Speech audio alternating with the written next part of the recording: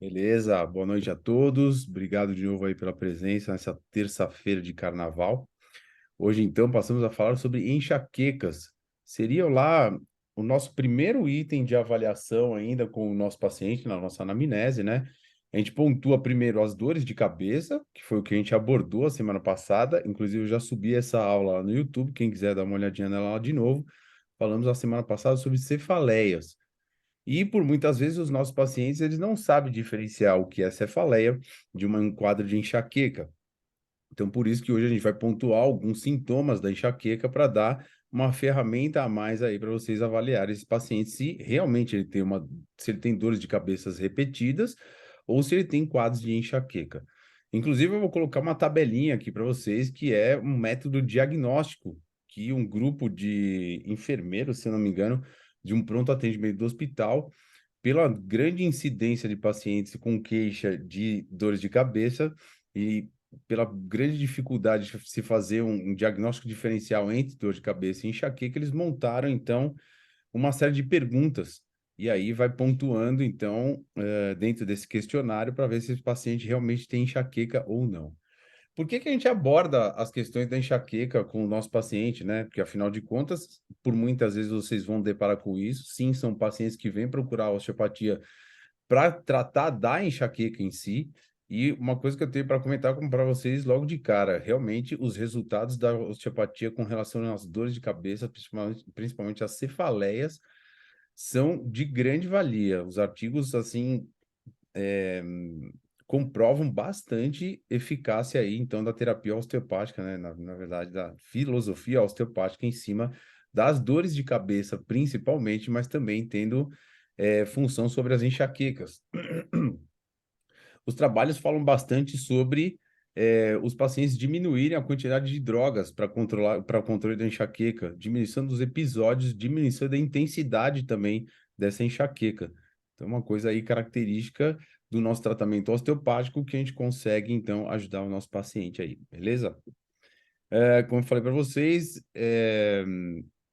a importância de a gente pontuar, então, se esse paciente tem enxaqueca, como vocês vão ver no decorrer da aula, é que é um paciente muito comprometido dentro da neurofisiologia dele, é, e aí a gente vai ter que abrir o leque para falar de enxaqueca com um processo multifatorial, né? Mas, de uma forma geral, tendo esse blackout aí, essa dor de cabeça intensa, né? Que é bem característico da enxaqueca e que pode acometer o nosso paciente aí por 4 até 72 horas. Vocês vão ver o quanto é desgastante para uma pessoa conviver com esse tipo de quadro, né? Sendo que quando é classificado como um enxaquecoso crônico, né? Ou seja, essa pessoa tem mais de 15 episódios, pelo menos, por mês. Vocês vão ver o quanto essa pessoa realmente está acometida aí na sua saúde, na verdade, né? E o quanto ela está desfalcada aí nos processos de reparação de uma possível outra causa que veio levar essa pessoa no consultório. O que eu quero dizer vem um paciente com uma dor inespecífica e no meio da sua anamnese, aliás, no início da sua anamnese, o paciente pontua que ele tem quadros de enxaqueca. De novo, sistema de sobrevivência, né, gente? Se eu tenho uma pessoa que tem enxaqueca crônica, qual seria a prioridade do sistema de sobrevivência?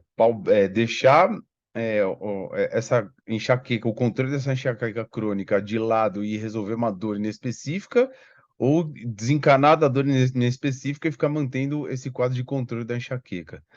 Obviamente, pelo sistema de sobrevivência e pela hierarquia tecidual, obviamente o cérebro vai ter muito mais a atenção aí dos processos de reparação, né? Então, é nessa situação que a gente começa a perceber que o paciente também o quanto ele pode melhorar daquela dor com a nossa ajuda e o quanto ele já está deficitário da própria recuperação dele por conta de quadros de enxaqueca em sua vida. Então, por isso que eu acho importante, gente, desde o primeiro atendimento, pontuar essa questão da enxaqueca, porque realmente acomete e muito os pacientes. É uma das patologias que mais Encontrei isso hoje na em dia. internet sobre seriabilidade do sistema de sobrevivência para o B deixar essa enxaqueca. É, esse cara sempre aparece. Mas enfim, perdi até o que eu estava falando. Bom, vamos lá. Vou dividir aí a telinha com vocês e a gente começa então a falar sobre as enxaquecas, beleza? Primeiro a gente vai começar com definição, né, gente? Existe uma definição que é a primeira que a gente vai colocar aí, que é pela Organização Mundial da Saúde e também pela Sociedade Brasileira de Cefaleia. Ou seja, esses caras estudam bastante e conseguem aí chegar, então, numa definição desse tipo de patologia. De um modo geral, a gente vai ver que as cefaleias estão muito mais relacionadas. Existem teorias sobre os quadros de cefaleias, né, gente? Mas, de uma maneira geral, a gente ainda tende a olhar para a teoria vascular, né? Motora vascular, na verdade. E aí a gente vai montar um pouquinho da nossa visão da fisiopatologia osteopática em cima disso, né? Mas também tem outras teorias aí que a gente vai comentar no meio do caminho, beleza? Vou compartilhar a telinha com vocês e a gente começa então com a definição de enxaquecas. Deixa eu ir mais para cá. Ai, como assim?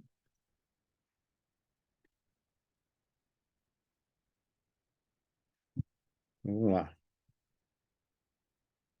Enxaquecas. Definição.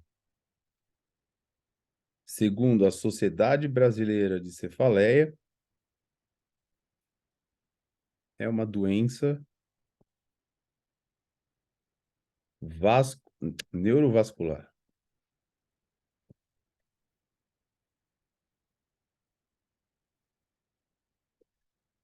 caracterizada por crises de dor de cabeça,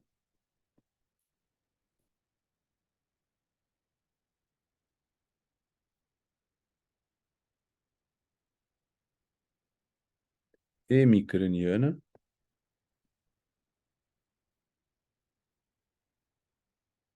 tá aí um bom começo para a gente já tentar diferenciar com o nosso paciente se isso é uma enxaqueca ou se é uma dor de cabeça, né, gente? A dor de cabeça em si, ela não tem obrigatoriamente um lado que dói a cabeça, ela pode ser bilateral. Agora, na enxaqueca, não. A enxaqueca, ela é hemicraniana. E uma frequência variada de 4 horas a 72 horas. 3 dias com um sintoma que deixa essa pessoa trancada dentro de um quarto com cinésio, com fobia de luz, fobia de som, dor de cabeça intensa. Realmente é um paciente a gente prestar atenção um pouquinho mais, gente. Não descartem a importância de ter essa presença da cefaleia aí, perdão, da enxaqueca dentro do quadro clínico do nosso paciente. Segundo a Organização Mundial da Saúde, é uma doença neurológica crônica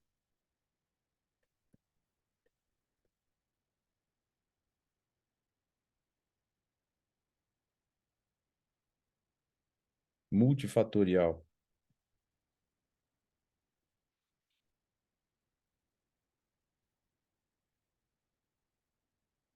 com características genéticas que não me agrada muito, mas também ambientais. Sim, né? Geralmente, os enxaquecosos, eles têm um gatilho externo, né? Por muitas vezes pode ser um gatilho interno também, mas de uma forma geral, existe aí então características genéticas e ambientais que podem estar acometendo no nosso paciente. Eu peguei uma família de 3 mulheres. A mãe tinha enxaqueca, a filha tinha enxaqueca e a neta tinha enxaqueca. Tudo bem, né, gente? A gente sabe que epigenética é uma coisa que manda muito mais que a genética. Mas quando começa a se replicar demais assim, tem um ponto a mais nessa história. E segundo a Organização Mundial da Saúde, né, gente, é uma doença neurológica crônica multifatorial que não tem cura. Esse é o mais interessante, né?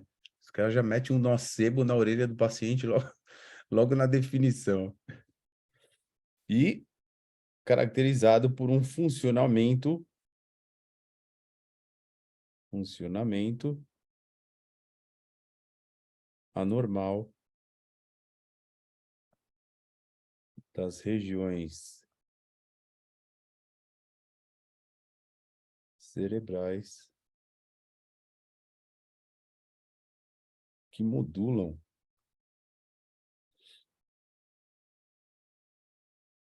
a sensação da dor.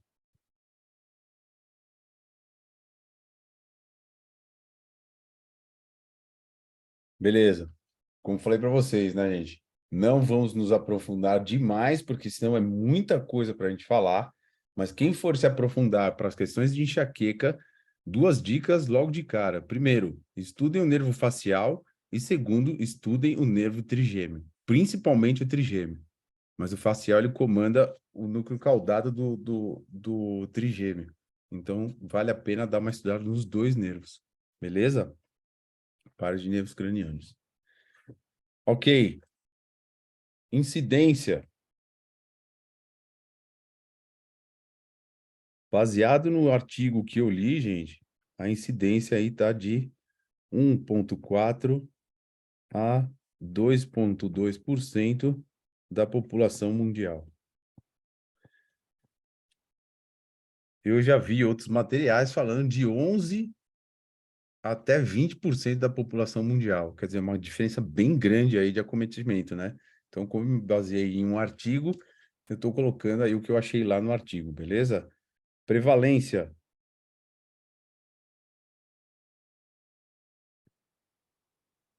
Principalmente mulheres de meia idade.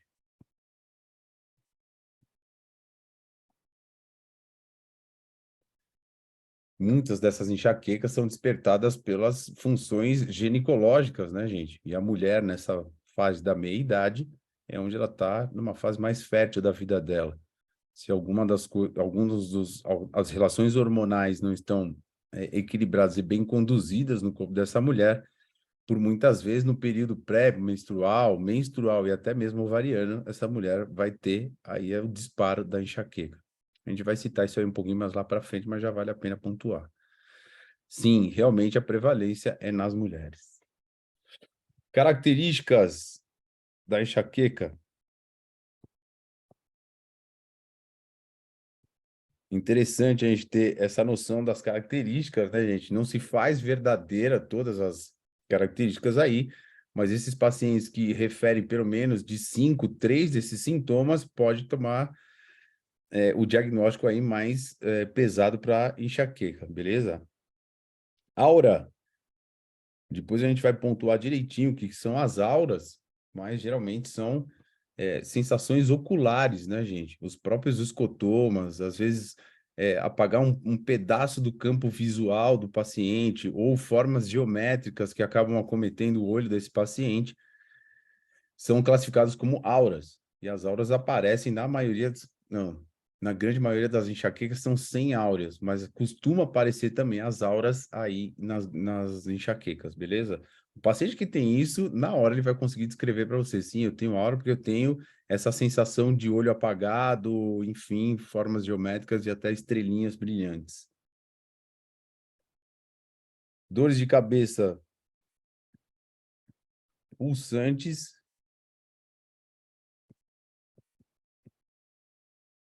unilaterais. Pulsantes, né, gente? Para nós, dentro da osteopatia, quando se fala de ou dor de cabeça ou enxaqueca e é pulsante, a gente está pensando muito mais nas questões arteriais e venosas, né? Então, por isso que, para nós, pela definição da Sociedade Brasileira de Cefaleia, faz mais sentido a gente pensar numa doença neurovascular, né? Principalmente por essa característica de ser pulsante e, principalmente, gente, unilateral.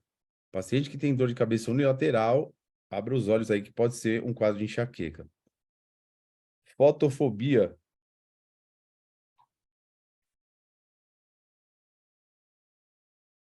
Fonofobia e osmofobia. Então, a fotofobia, aquela sensibilidade muito grande à luz, os pacientes querem ficar trancados mesmo na escuridão. A fonofobia, qualquer barulho, qualquer coisa que seja irritativo para esse paciente, ele tem essa irritabilidade, né? E a osmofobia é com relação aos cheiros. Muitos pacientes relatam que alguns cheiros específicos para eles é que despertam os quadros de enxaqueca. Bem comum você escutar isso dos pacientes. Náusea, Professor, posso fazer uma pergunta? pode. Você falou que pegou 3 pacientes que filha, mãe e avó tem enxaqueca. E a pergunta é o seguinte: será que elas, ou uma delas, sentiam dor de cabeça quando eram bebês, quando eram crianças? E como é que a gente pode saber disso? Como é que a gente pode saber, porque eu sei que você atende bebê, como é que a gente pode saber que um bebê chora muito e a gente não acha uma causa, não acha nada, fala assim, cara, não sei mais o que fazer. E ele pode estar sentindo dor de cabeça? Pode, mas é bem difícil a gente chegar nesse diagnóstico com criança, né? Não tem como. Na verdade, eu acho que teria que se coletar a anamnese já depois que se cria consciência, né? Vamos colocar aí dos 7 anos para cima, essa essa criança já sabe se ela tem dor de cabeça ou não. Antes disso, fica uma coisa meio perdida. Mas teria que ser colocado na anamnese mesmo. Acho que não tem por outro caminho a gente tentar caçar essa informação aí, não. Outras características, náuseas e ou vômitos, também bem presentes aí nos enxaquecosos. Duração, já colocamos, vale a pena repetir, de 4 horas a 72 horas. E dividida em 4 fases. É bem característico isso nas enxaquecas. Então, a primeira fase a gente chama de pródromos,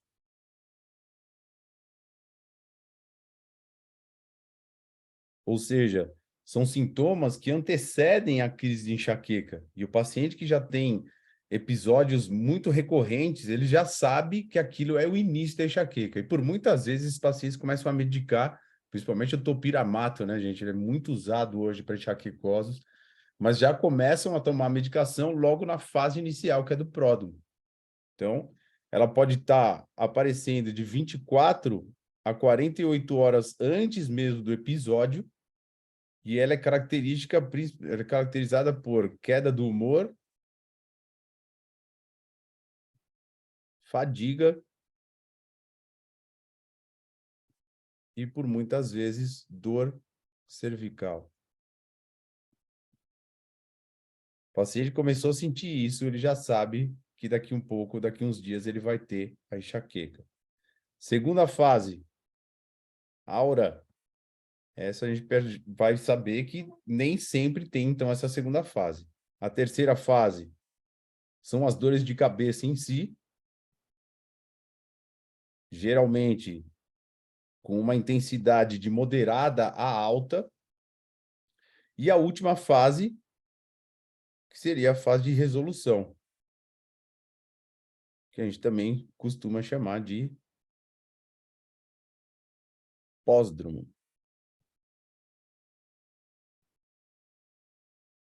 Ok? De uma maneira geral, essas são as características aí da enxaqueca.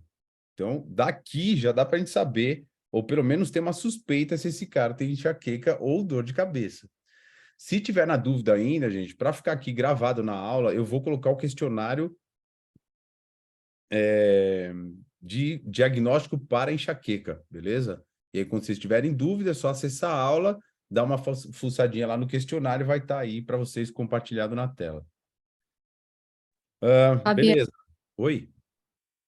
é a Érica. Eu fiquei na dúvida, eu tive o módulo já de cervical alta, e eu fiquei na dúvida, ver se você consegue tirar para mim. Qual que é a explicação de ter que ser hemicraniana a enxaqueca? Porque eu falo por mim, eu tenho todos os sintomas e a minha não é hemicraniana. Qual que é por que isso é uma característica que elimina a possibilidade de ser uma enxaqueca, se não for hemicraniana? Eu não consegui entender isso. Boa pergunta. Não consigo te explicar. A única O coisa que eu sei professor também não assim, conseguiu. mediante a causa da enxaqueca, a gente pode até suspeitar de uma hemicraniana. Por exemplo, a gente vai ver lá que a gente vai ver algumas origens, por exemplo, origens cervicais. Beleza, você tem uma disfunção de um lado só, por exemplo, você pode ter uma neuralgia de Arnold e ela é unilateral. Ah, eu tenho uma disfunção, sei lá, de C4, C5, que aí está atrapalhando o fluxo da artéria vertebral. Não, ok, também unilateral, né? É uma artéria vertebral de um lado. Pode ser do lado que está fechando, pode ser do lado que está estirando. Então, assim, eu acho que é muito relacionado ao que dispara ela. Mas lá dentro mesmo, porque só um M-lado, essa aí eu vou te dever. Então, porque não fez sentido eu dar check em todos menos nessa, e daí eu já sou tirada do diagnóstico de enxaqueca. E eu queria entender isso, porque eu tenho alguns pacientes com enxaqueca. Era só para considerar saber se eu posso considerar ou não, mas de acordo Então, com a sociedade, não, né? Não posso. de acordo com a sociedade, não. De acordo com a OMS, sim. E de acordo com o questionário de diagnóstico, também sim. Porque no questionário de diagnóstico eles nem colocam como sendo unilateral. Nem tem. Tá. Então, assim, na grande maioria, uma das coisas que fecha mesmo o diagnóstico é ser unilateral. Mas não vejo como a gente fechar o diagnóstico olhando para esse questionário. Eu vou colocar ele daqui a pouco, a gente discute melhor sobre. Tá, Vou obrigada. tentar achar uma resposta mais plausível para você, Érica. A gente volta a Não, conversar tranquilo. sobre. Valeu.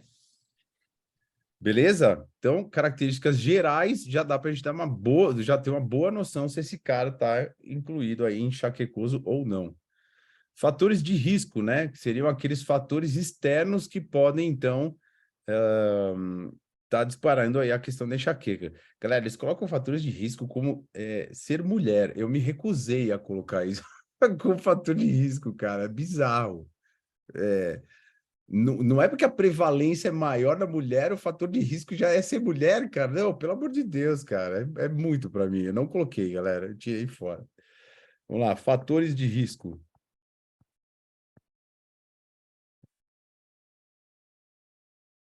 Primeiro, uso abusivo de medicações. Por muitas vezes, medicações próprias, entre aspas, para enxaqueca. O paciente que tem tipos de enxaqueca que elas são resistentes, elas não respondem à medicação habitual. E aí o paciente triplica essa atividade, essa ação medicamentosa e aumenta mais ainda a questão enxaquecosa dele. Então, uso abusivo de medicações, obesidade, e junto já vem hábitos alimentares, né?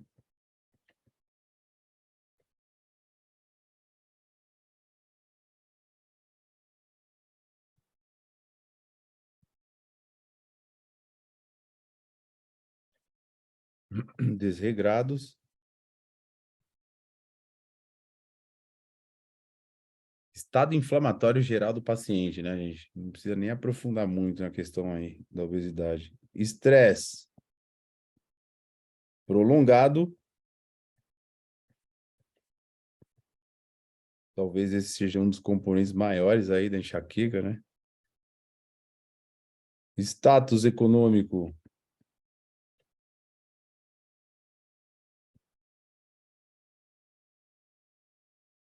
Baixo.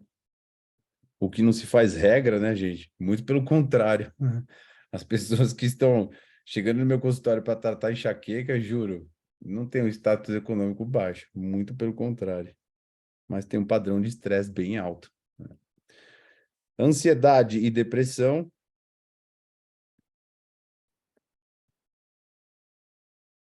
Não necessariamente o paciente que é ansioso ou o paciente que é depressivo tem enxaquecas.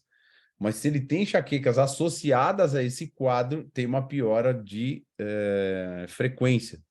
Então, é bem associado com as relações de ansiedade e depressão. E excessos de estimulação sensorial. Talvez essa seja a geração que se mais estimula sensorialmente, né, gente? De vez em quando desligar do mundo faz bem. Tá aí, fatores de risco, tá, gente? Obviamente teriam mais outros aí, mas enfim, como eu disse para vocês, só para a gente entender aí se o nosso paciente também já está entrando nesses fatores aí e deixando ele aí mais propenso a ter os quadros de enxaqueca. Bom, vamos falar um pouquinho sobre as classificações. A primeira classificação que eu trago para vocês, gente, é sobre frequência de episódios. Então, ela vai ser classificada como uma enxaqueca episódica ou como uma enxaqueca crônica. O que difere as duas é o número de episódios que você vai ter durante o mês. Se você tiver menos de 15 episódios por mês, você é classificado como episódico. E se você tiver mais de 15, você é classificado como enxaquecoso crônico. Só que dentro desses 15 episódios, pelo menos 8 tem que ter características do diagnóstico, do questionário de diagnóstico para enxaqueca. Então, por isso que agora eu vou colocar para vocês aí o questionário, para a gente entender, dentro desses episódios que vão aparecer de mais de 15 vezes por mês, como eles têm que ser caracterizados aí mediante a esse questionário. Deixa eu só achar ele aqui.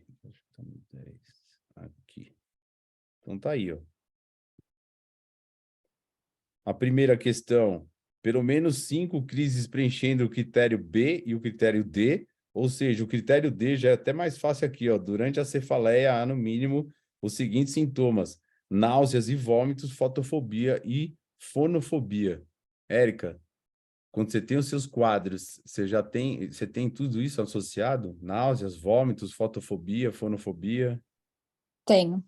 As suas crises duram de 4 a 72 horas? Duro. Então, pelo menos 5 crises têm essas duas características, você já está propenso a ser diagnosticada como enxaquecosa mesmo ela sendo bilateral, veja. Porque, olha, o resto das questões é tudo assim, ó, cefaleia tem no mínimo 2 seguintes características: localização unilateral e qualidade pulsátil, intensidade moderada ou forte e agravamento por atividade física. Beleza, não necessariamente você precisa pontuar nessa questão de ser unilateral, mas se você tiver outras características associadas, você é classificado como enxaquecose do mesmo jeito. Sim. Beleza? Tá. Então é Beleza. isso. Tem que aplicar esse tipo de questionário no nosso paciente e não ficar tão propenso aí focado só no unilateral, ok? Mas valeu, obrigado por ter chamado a atenção aí, porque ia passar batido. Então é isso, né? Então, o A, preciso ter as 5 crises, com os critérios B e D, sendo que o critério B é a duração dessa enxaqueca. Nas crianças é um pouco menor, né, de 2 a 48 horas. As cefaleias têm que ter essas características de unilateral, pulsátil, intensidade moderada forte, agravamento por atividade física. Durante a cefaleia, aparecer as náuseas e as fobias. Há no mínimo um dos seguintes fatores: história e exame físico-neurológicos não sugestivos de cefaleias secundárias, ou seja, está descartando qualquer outro tipo de dor de cabeça que não seja primária, e não seja com relação à enxaqueca, né? A segunda é história ou exame físico e neurológico sugestivo de tal distúrbio, mas que são afastados por investigação apropriada. Eu sei que é causado por outra patologia, não tem nada a ver com enxaqueca. E a última, os tais distúrbios estão presentes, mas as crises de enxaquecas não ocorreram pela primeira vez em clara relação temporal com esses distúrbios. Ou seja, o paciente já tinha enxaqueca, apareceu um outro distúrbio que se associa até com a enxaqueca, mas não é condizente de ter provocado a enxaqueca, beleza? Então, esse questionáriozinho aí classifica, ou pelo menos te ajuda a classificar se o seu paciente é enxaquecoso ou não. Aí, classificar ele como episódico ou crônico é pelo número de episódios que ele apresenta no mês. Mais de 15, ele é crônico, menos de 15, ele é episódico. O grande problema da crônica, né, gente, é que ela traz ainda uma sensibilização central e um processo de neuroinflamação. Agora temos um problema, né, gente? De novo, né? Sistema de sobrevivência. Se eu tenho uma neuroinflamação, você acha que meu corpo vai se preocupar em qualquer outro tipo inflamatório dentro do meu sistema? Músculo esquelético, por exemplo, né?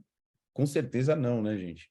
Então, esses pacientes crônicos, eles têm que ter ação multidisciplinar em cima deles e deixar em segundo caso, a dor que trouxe esse paciente para dentro do consultório e tratar em primeira mão aí essa enxaqueca do paciente, ok?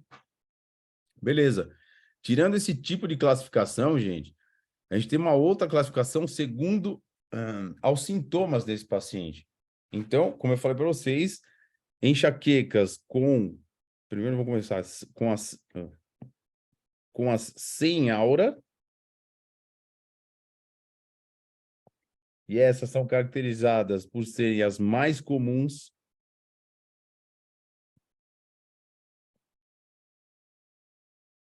Dura de 4 horas a 72 horas. Duvido que vocês vão esquecer o período. A dor é pulsátil.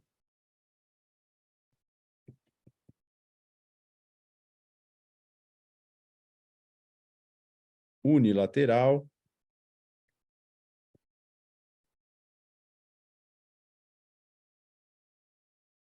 E a dor é de intensidade moderada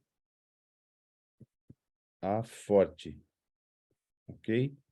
Essa aí é a mais comum, beleza? Depois da sem aura, tem a com aura. São todos os sintomas da sem aura,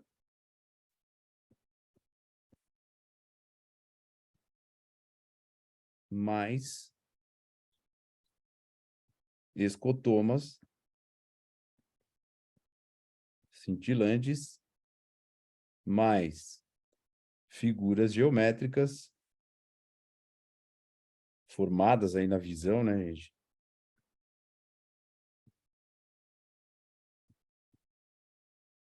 Mais perda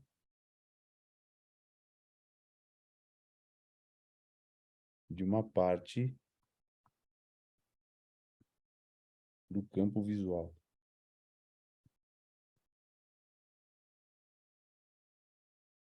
Se vocês forem entrar lá no PubMed, gente, for fazer pesquisas sobre enxaqueca, vocês vão ver que tem muita coisa sobre oftalmologia, justamente pelo aparecimento das auras, né? Se, não só por isso, né? Porque a gente vai ver que tem um tipo de enxaqueca que também é oftálmica, né? Então a gente vai classificar ela aí também, mas de uma maneira geral, muitos artigos que estão lá no PubMed são relacionados aí à oftalmologia. Ela pode ser uma enxaqueca basilar, caracterizada por ser mais incomum.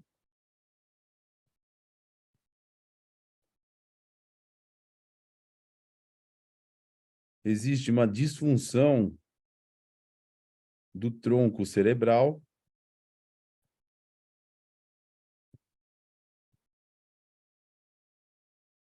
E aí esse paciente vai evoluir com diplopia,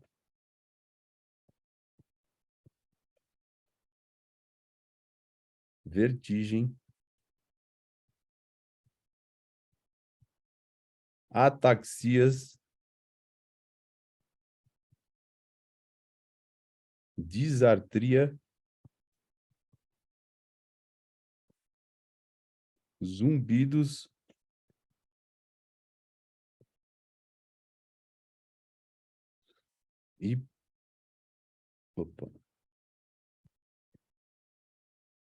e paresias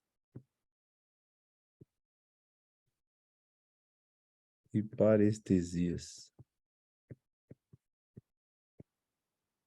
bilaterais. Então, veja, né? Ainda bem que ela é mais incomum, gente, porque o paciente realmente tem um acometimento aí pesado, né? O cara fica atáxico. Tem dificuldade de falar as palavras, né? A disartria, diplopia, visão dupla. Enxaquecas hemiplégicas.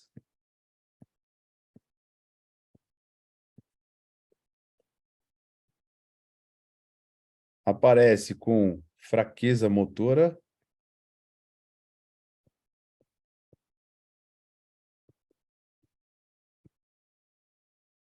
característico aparecimento de auras, alteração sensitiva e visual,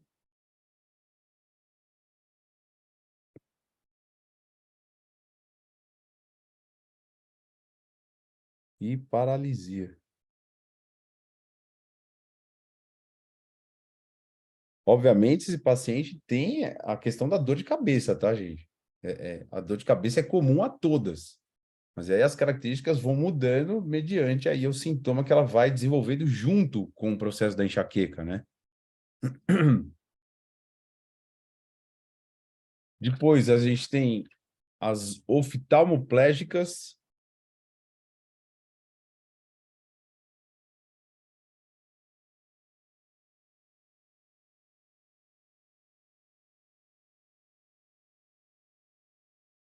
onde a gente tem paresia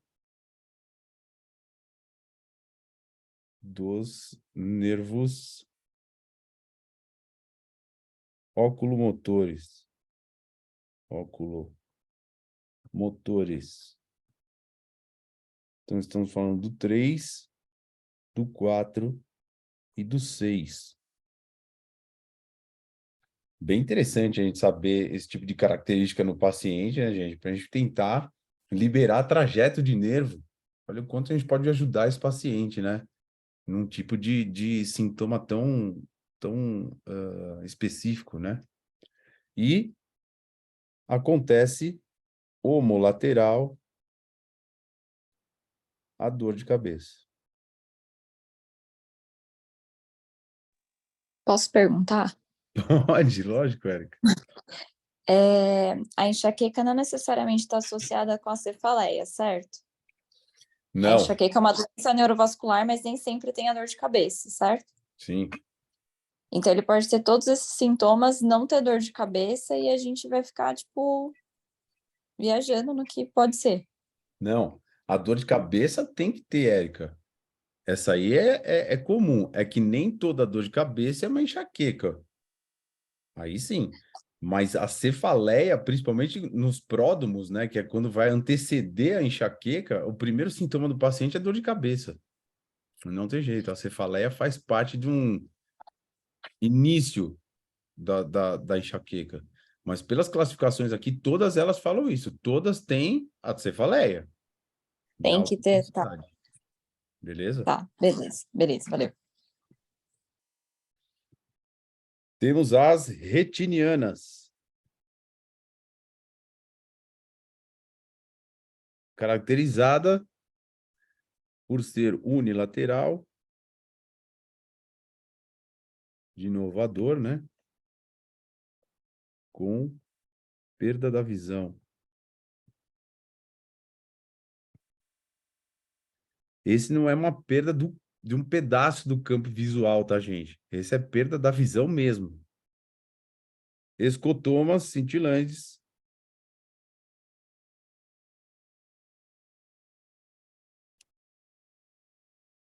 E cegueira temporária.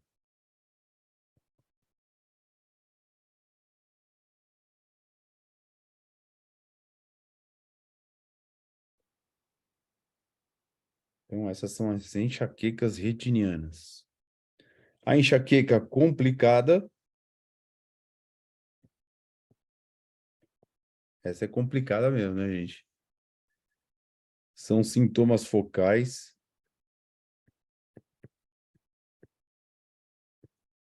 que ultrapassam 24 horas após a enxaqueca ter cedido, né?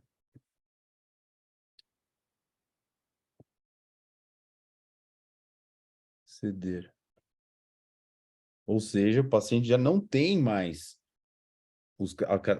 as características da enxaqueca, mas ainda continua ressacado, vamos dizer assim, com sintomas ainda que pode ser com relação às dores de cabeça mesmo, ou até mesmo problemas como infartos cerebrais.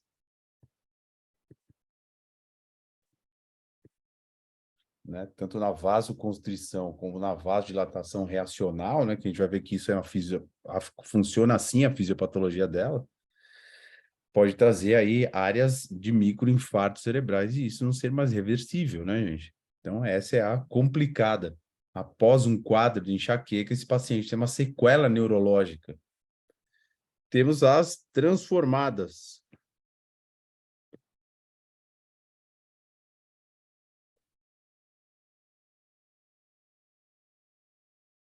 Essas são enxaquecas caracterizadas por cefaleias diárias, ou seja, o paciente tem cefaleia quase que o mês inteiro. Elas são menos intensas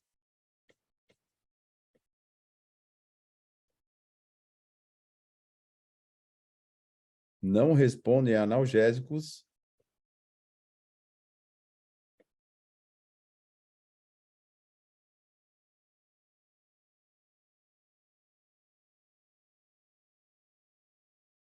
e pode piorar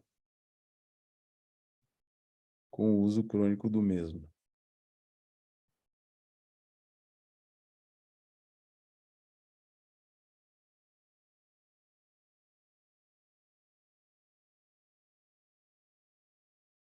Ou seja, o feitiço vira contra o feiticeiro, né? A própria droga começa a fazer mal a esse paciente, né, gente?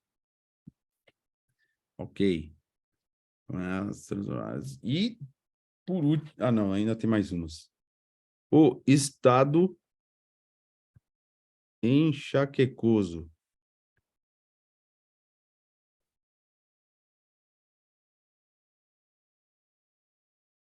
Dura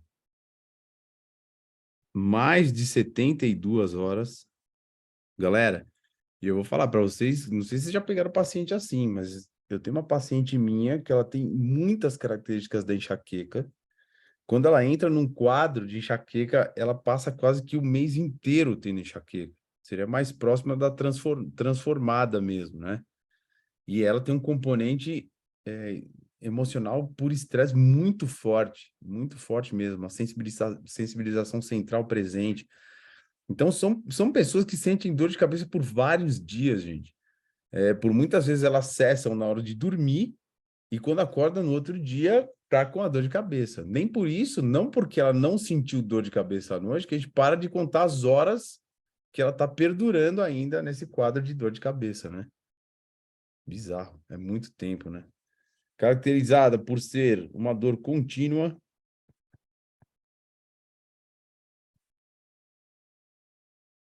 e, de novo, sem remissão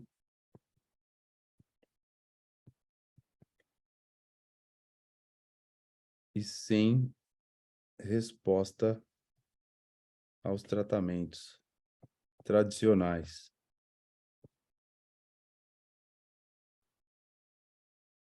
É quase que o mês inteiro também tendo enxaqueca, né, gente? Mais de 72 horas. Enxaquecas ginecológicas. Como eu disse lá para vocês, fase pré-menstrual.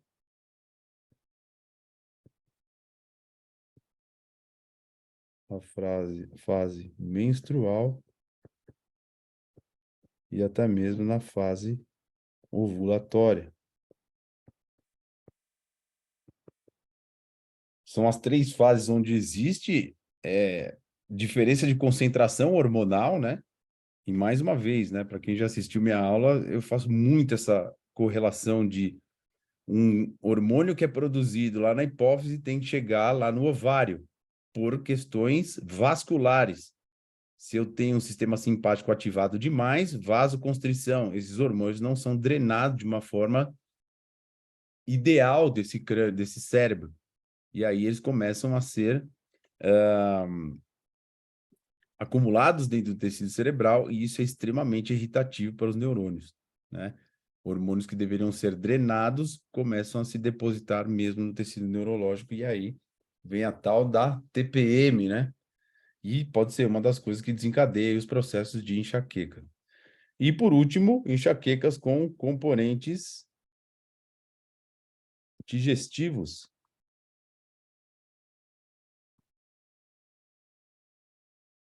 Pacientes que têm enxaqueca após ingestão de gorduras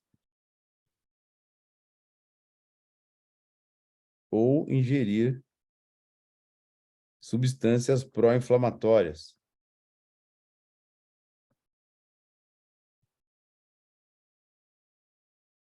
Eu tinha um paciente meu que ele era rabino. Acho que eu já até contei a história dele aqui. E o cara sofria de crises de enxaqueca pelo menos uma por mês. E aí, depois de muita luta, eu consegui fazer ele passar com um nutricionista, porque ele tinha um abdômen globoso e me chamava bastante a atenção. Fizeram um exame minucioso dele e começaram a perceber que, na verdade, o que disparava a enxaqueca dele era o glúten. Principalmente porque os judeus, eles têm uma época do ano que eles só comem o maçã e só tomam água, né? E era nessa ocasião, ou depois dessa época do ano, que ele tinha maior índice de enxaquecas. Bom, se retirou o glúten da dieta dele, esse cara passou a ter quase que nenhum episódio de enxaqueca. Então, abram os olhos aí com as questões digestivas, por favor, gente. E aí, por último, a gente passa a falar da fisiopatologia das enxaquecas. Então, como eu disse para vocês, existem teorias, né? Então, fisiopatologia das enxaquecas.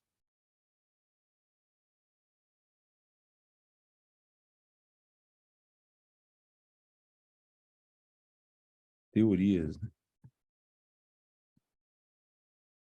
Então, a primeira teoria é a teoria vascular.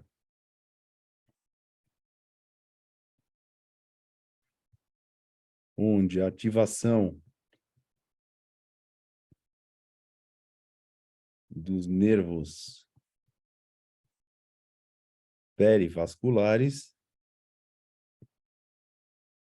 dicas de passagem, trigeminais, né? São nervos que comandam aí essa vascularização dos grandes vasos, né? Ativação dos nervos perivasculares que inervam grandes vasos cerebrais. Nossa pergunta é: o que é que ativa esse sistema para trazer problema de motricidade aí, né? Dessa parte vascular. Causa e efeito, né, gente? Segunda teoria seria uma teoria neural. Essa que vem sendo estudada um pouco mais a fundo para sair só da dependência aí da vascular. Então, são disfunções locais, subcorticais,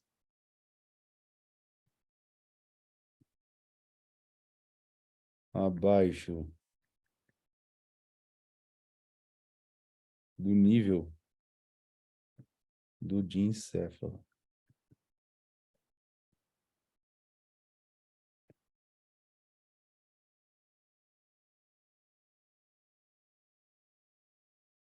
que resulta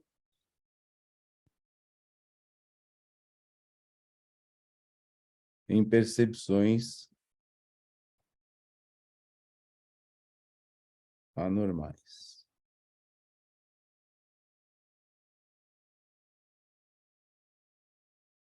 Uma é vascular e a outra está falando mesmo de estrutura, né? São disfunções locais, né? Subcorticais aí, abaixo do nível de encéfalo. Então, para nós, né, gente, o que mais faz ser verdade é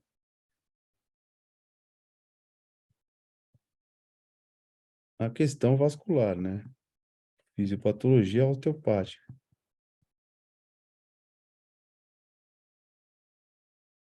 Então, na questão arterial, e aí a gente joga com aquilo que a gente sabe. Por exemplo, uma disfunção cervical mecânica ou uma disfunção craniana mecânica,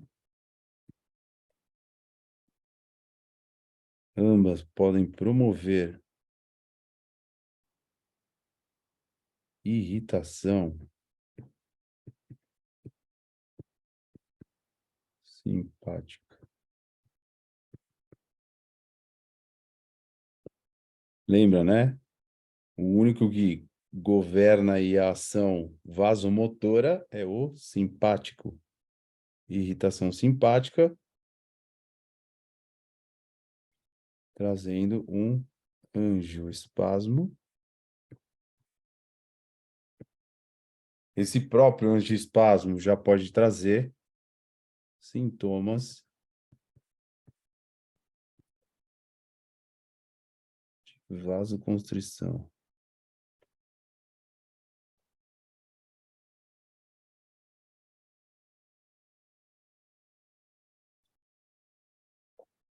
Sintomas, peraí, vou melhorar aqui. Sintomas devido à vasoconstrição, beleza? Mas eu também posso ter uma vasodilatação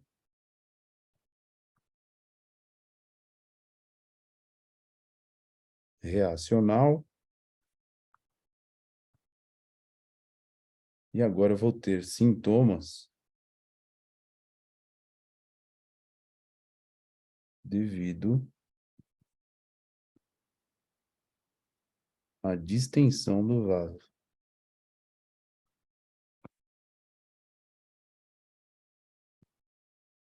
Nos dois casos, são questões vasculares, sintomas ou por vasoconstrição ou por aumento de pressão através aí da vasodilatação. Tá com angiespasmo, automaticamente o sistema entende isso, que ele tem que jogar mais sangue de qualquer jeito, e a hora que ele impulsiona mais sangue lá para dentro, tem a resistência do vaso, esse vaso se expande de uma certa forma forçado, e aí é que ele gera a sensação de enxaqueca pela distensão vascular aí. Então, pode ser por processos de diminuição da vascularização, obviamente, da oxigenação, ou aumento da tensão dos vasos. Essa é a que mais faz sentido para nós, né, gente? É o que a gente mais trabalha dentro da osteopatia, as questões dos líquidos dentro desse crânio, ok? Mas, como eu falei para vocês, dentro da osteopatia, a gente também tem a observação sobre origens. Então, dentro dessa fisiopatologia, a gente pode ter, por exemplo, enxaquecas de origem cervical. E aí, se for de origem cervical, a gente está falando de disfunções neurológicas. Como eu disse aí, a neuralgia de Arnaud, né? Pode ser um belo do início aí de uma enxaqueca. problemas, disfunções ou até mesmo tensões musculares, e a gente está falando principalmente de trapézio, econ e os esplênios da cabeça, como a gente pontuou na aula de cefaleia da semana passada. Questões vasculares, que é o que a gente viu aí, relacionadas principalmente à artéria vertebral, mas não que a carótida também não possa sofrer tensões aí, ou algum problema com relação a alguma disfunção cervical, né? E também questões meníngeas. Uma vez que a gente sabe que a meninge dura mater tem inserção aí em C0, C1, C2. Então, qualquer disfunção também podendo trazer uma sensibilidade meníngea e despertar a questão aí da enxaqueca. Beleza? Outro tipo é a origem craniana. Talvez mais específica nas disfunções, quando a gente vai pensar em suturas, mas também temos músculos associados, né, gente? Estamos falando principalmente de temporal, o próprio masseter, os suboccipitais, são músculos bem relacionados às disfunções cranianas. As origens vasculares, pois a gente sabe que a carótida entra pelo temporal e a artéria vertebral tem íntima relação com o occipital. As questões nervosas,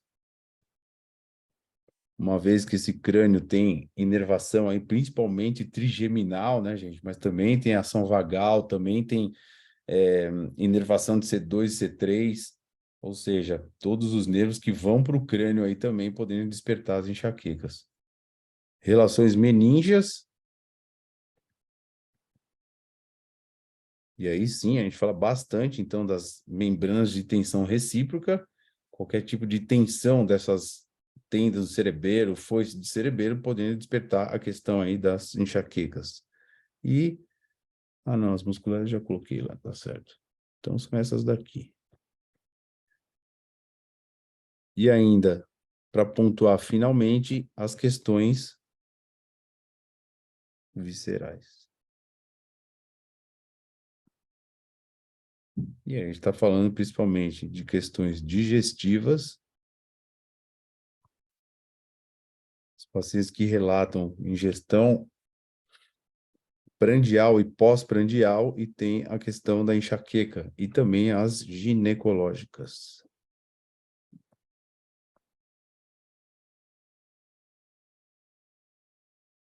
Então é isso, né? Paciente que chegou no consultório, tá falando para a gente na anamnese que tem a questão da enxaqueca, a gente precisa estar sempre atento para saber se a gente não pode ajudar primeiro a questão da enxaqueca, por todos esses turbilhões de sintomas que esse paciente está tendo. Então, a gente tem que tentar fazer um diagnóstico diferencial por essas questões, principalmente cervicais, cranianas, viscerais, aplicar o questionário lá de estresse, que a gente viu na aula de estresse, bem interessante a gente pontuar se esse paciente está em depressão, ansiedade ou estresse intenso, enfim. E ir tentando entender quais são os motivos, os fatores externos, na verdade, que estão disparando a questão da enxaqueca. Bom, galera, eu acho que o que eu queria passar para vocês hoje era essa noção de que realmente o paciente que está chegando para a gente na primeira consulta falando sobre enxaqueca é um paciente que a gente tem que tomar um pouquinho mais de cuidado. É um paciente de problemas multifatoriais ambientais, ok, vamos levar a genética também em consideração, mas a gente sabe que tem fatores epigenéticos e fatores externos, desde estresse, alimentação, como a gente viu, que isso pode estar influenciando aí no aparecimento dessas enxaquecas. Primeiro, extirpar a questão da enxaqueca para depois tentar prestar atenção na queixa principal desse paciente.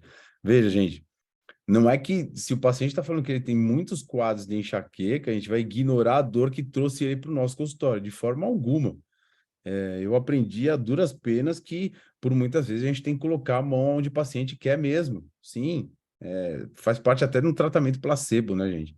Mas, de uma maneira geral, eu queria deixar essa mensagem para vocês. Pacientes enxaquecosos são pacientes que têm problemas multifatoriais E vale a pena a gente aprofundar aí na avaliação, depois com todas as perguntas viscerais também, para ver se aponta aí alguma coisa para ajudar no nosso diagnóstico. Beleza? Acho que era isso aí. Fabiano, Diga. última pergunta. Último. Para o tratamento, achei que você ia falar alguma coisa, mas você vê alguma diferença, assim? Porque se for visceral, a gente vai ter que ter ali um olhar. Mas fora isso, sendo neurológica, sendo vascular, a gente vai ter que mexer nos mesmos lugares, vamos dizer assim. Vai ter que dar uma olhada na cervical, como é que tá, a entrada torácica, crânio. Acho que Super. não tem muita diferença, né? Não. A verdade é que a gente vai pontuar para tentar ser mais incisivo, né, naquela parte que pode estar comprimindo alguma coisa, mas de uma forma geral vai mexer em tudo, né? Porque não tem jeito. É difícil também, vai ser uma coisa só. Se for vascular, vai ser só vascular, vai ser neurológica também, né? Sim, sim, Ou sim. não? Sim, não, é essa questão. O cara tem problema, por exemplo, a digestória. A gente vai ter que mexer na saída do vago, a gente vai ter que liberar forame jugular, já vai falar sobre as questões vasculares, não tem como. É quase que uma coisa única, mas talvez pontuar qual é o princípio da coisa nos faz ser mais certeiros ou se iniciar o programa de tratamento por lá. Mas, de uma forma geral, vai ter que mexer em tudo, não tem como. Eu acho E que você acha que uma hernia extrusa pode dar um problema desses? sim, Considerar neurológica? sim. Uma hernia Sim, extrusa porque cervical? eu vejo muita a questão meninge aí, né, Érica? E Tá. aí o bicho pega, porque a relação meninge com o trigêmeo e o trigêmeo com a relação vascular intracraniana, aí dá rolo. Esse é o grande problema. Eu acho que ela pode agudizar, e sim, e muito, para te falar a verdade. Vem Tá. associado. Eu já tive crise de hérnia cervical, eu já falei para vocês várias vezes, eu nunca mais esqueci. Pior que isso, é só gripe de homem mesmo, não tem jeito. Tá. Mais grave, né? Porra, muito mais grave. Vocês mulheres, vocês nunca vão saber a vida o que é gripe de homem. Valeu, Beleza, galera. obrigada. Boa noite. Obrigado mais uma vez aí por estar comigo. Semana que vem estamos juntos aí de novo. Só vou desligar aqui.